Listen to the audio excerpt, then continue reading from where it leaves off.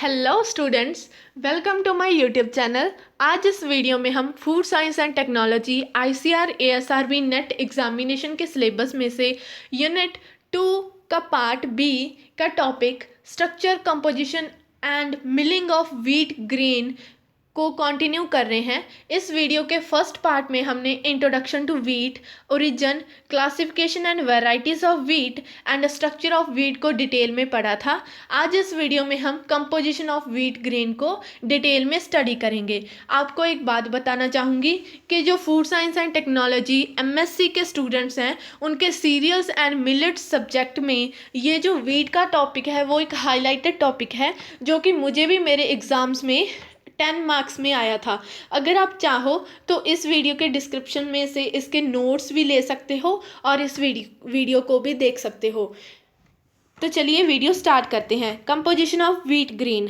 Carbohydrates, lipids, protein and fibres, minerals and waters, ये सारे nutrients हैं जो different area of wheat grain में प्रेजेंट होते हैं, डिस्ट्रीब्यूटेड होते हैं।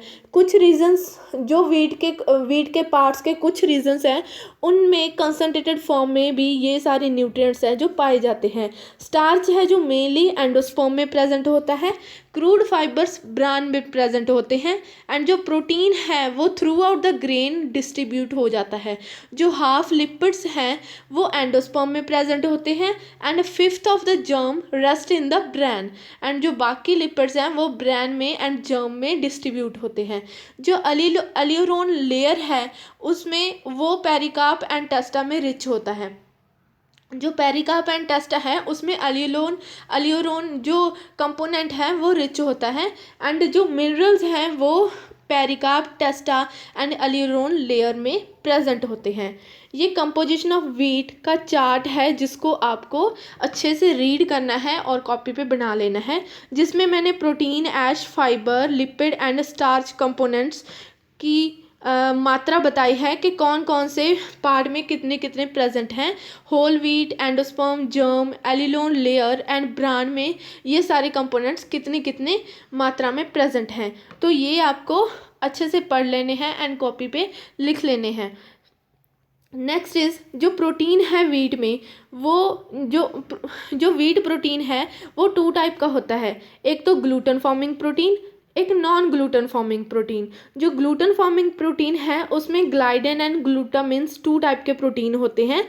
एंड ये जो ग्लाइडिन होता है वो 70% इथेनॉल सॉलेबल होता है।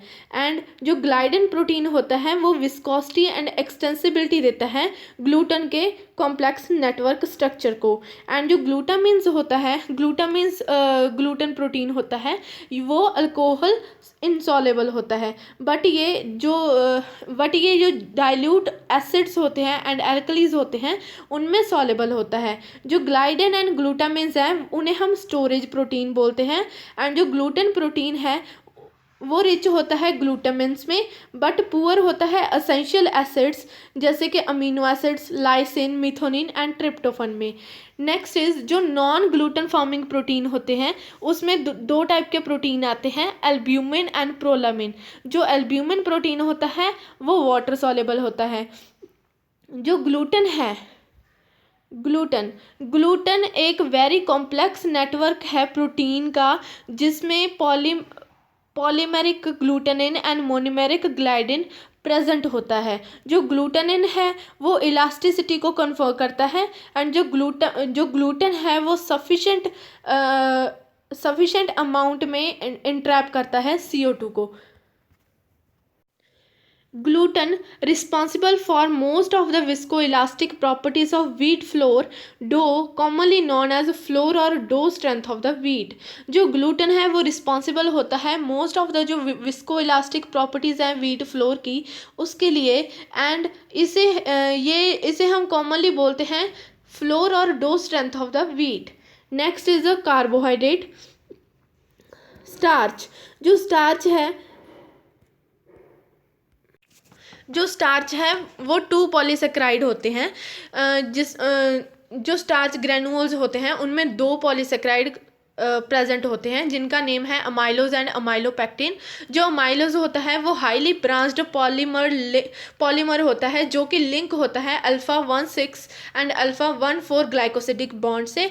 एंड ये जो अमाइलोपेक्टिन स्टार्च है वो 70 से लेके 80% कंटेंट इसका स्टार्च में प्रेजेंट होता है। एंड अमाइलोज ये लिनियर होता है, जो कि लिंक होता है अल्फा 1,4 मॉलिक्यूलर बॉन्ड से। एंड अमाइलोज है जो amylose content of wheat starch lie between 20 से 35, remaining being is in amylopectin। जो amylose content है वो 20 से 35% है जो प्रेजेंट होता है। अगर हम ब्रेड बनाते हैं तो जो स्टार्च है वो डैमेज हो जाता है 6 से लेकर 7%। तो जो ब्रेड स्टार्च होगा वो ज़्यादा वाटर है जो अब्जॉर्ब करता है। अगर 100% अमाइलोपेक्टिन हो एंड 0% अमाइलोज हो तो वैक्सी टेक्सचर आता है फ्लोर का। एंड अगर 20 से 25% अमाइलोज हो, बाकी सारा जो जितनी परसेंटेज बची 75% वो अमाइलोपेक्टिन हो तो नॉर्मल टेक्सचर आता है। अगर हाई अमाइलोज हो 60% अमाइलोज एंड 40% अमाइलोपेक्टिन, जो कि नेचर में प्रेजेंट होता है। जो रेशो है अमाइलोज एंड अमाइलोपेक्टिन की वो फाइन स्ट्रक्चर देती है पॉलीमर्स को, that give native structure and its distinct properties. Next component है fibre. Bran outer covering of grain riched source of dietary fibre. It contains several types of fibre including cellulose, hemicellulose and pentose. जो bran है, outer layer है जो grain की bran, उसमें वो reached source होती है डाइटरी फाइबर की, जिसमें different types of fibres present होते हैं, जैसे कि सेलुलोज, हेमीसेलुलोज एंड पेंटानोज। जो हेमीसेलुलोज है वो 43% होता है। जो पेंटासन्स हैं उसमें एर्बिनोज एंड जाइलोज शुगर प्रेजेंट होते हैं। जो पेंटासन्स हैं वो उसकी वाटर ऑब्जॉर्ब कैपेसिटी कितनी होती है, 1 ग्राम ऑफ पेंटासन्स अब्जॉर्ब करेगा 15 gram of water. 1 gram of pentosans can absorb 50 gram of waters. Next is lipids. Next component is lipids. The total lipid content of Indian wheat variety ranges from 1.0 to 2.28%। जो total lipid content है Indian wheat varieties में वो 1.0 से लेके 2.28% है, जो very करता है। Lipid content in endosperm. Endosperm में लिपिड प्रेजेंट होता है 1 से 2%। ब्रेन में लिपिड प्रेजेंट होता है 5 से 6%। एंड जर्म में लिपिड प्रेजेंट होता है 8 से लेके 50%. The wheat germ oil is commercially produced and rich in vitamin E, and the oil is also rich in essential fatty acids. जो wheat germ oil होता है उसमें विटामिन ई ज़्यादा होता है एंड essential fatty acids भी उसमें काफ़ी ज़्यादा मात्रा में पाए जाते हैं। जो मिनरल्स हैं वो जो हमारी वीट है वो गुड सोर्स है मिनरल्स का। इसमें iron, phosphorus, magnesium, copper and zinc है जो प्रेजेंट होते हैं। Next is enzymes in wheat. Wheat में 3 टाइप के एंजाइम्स है जो प्रेजेंट होते हैं, alpha amylase, beta amylose and pullulanase. First is alpha amylose. जो अल्फा अमाइलेज है वो ब्रेक करता है स्टार्च मॉलिक्यूल को किसी भी पॉइंट से एंड इसे लिक्विफाइंग एंजाइम बी बोला जाता है।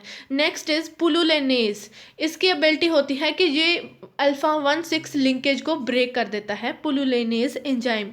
Beta amylose. जो बीटा अमाइलेज एंजाइम है ये जो ग्लूकोज के पेयर्स होते हैं उनको ब्रोक करता है by beta amylase and make maltose which is sweetened in test.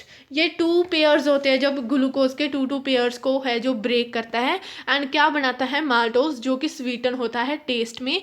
जो माल्टोज है वो ग्लूकोज में कन्वर्ट हो जाता है एंड ग्लूकोज में कन्वर्ट होने के बाद ग्लूकोजोमीन एंड अमाइनो ग्लूकोसाइडेज बनते हैं, इसलिए इन्हें सैक्रिफाइंग एंजाइम्स बोला जाता है। बीटा अमाइलेज को सैक्रिफाइंग एंजाइम बोला जाता है। Alpha amylase activity.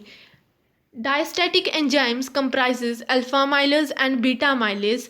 These enzymes act upon damaged starch to produce sugar, which serve as a food for yeast cell and proper suitable for during bulk fermentation and proofing.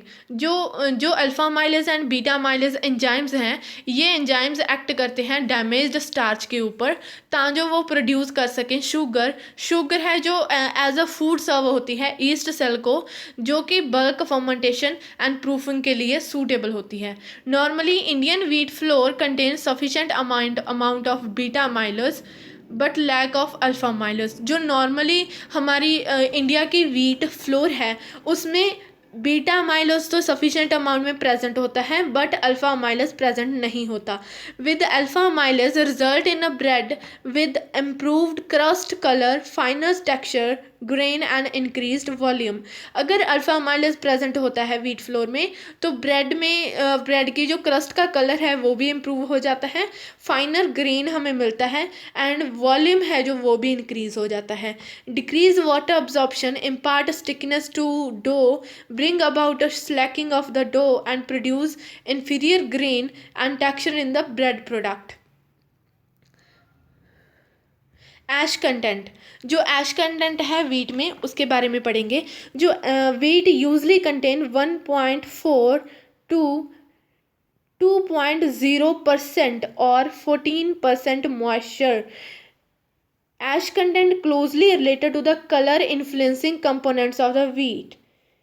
Ash content reflect quantity of mineral present in the food. Bran and allelone layer have most ash content than endosperm. जो endosperm से ज़्यादा bran and एलिलोन layer में ऐश content है जो present होता है। जो ash content है वो बताता है कि कितनी क्वांटिटी में मिनरल्स है जो फूड में आपके वीट में प्रेजेंट हैं। एंड जो ऐश कंटेंट है वो इन्फ्लुएंस करता है कलर ऑफ द वीट को। तो जितने ज़्यादा मिनरल्स प्रेजेंट होंगे उतनी ज़्यादा ऐश कंटेंट आपके वीट में प्रेजेंट होगी। तो इस वीडियो में हमने पढ़ा composition of wheat flour and components of wheat flour, कौन कौन से कितनी मात्रा में प्रेजेंट हैं।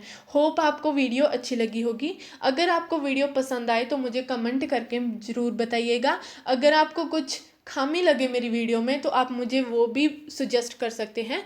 Thank you for watching. Have a nice day.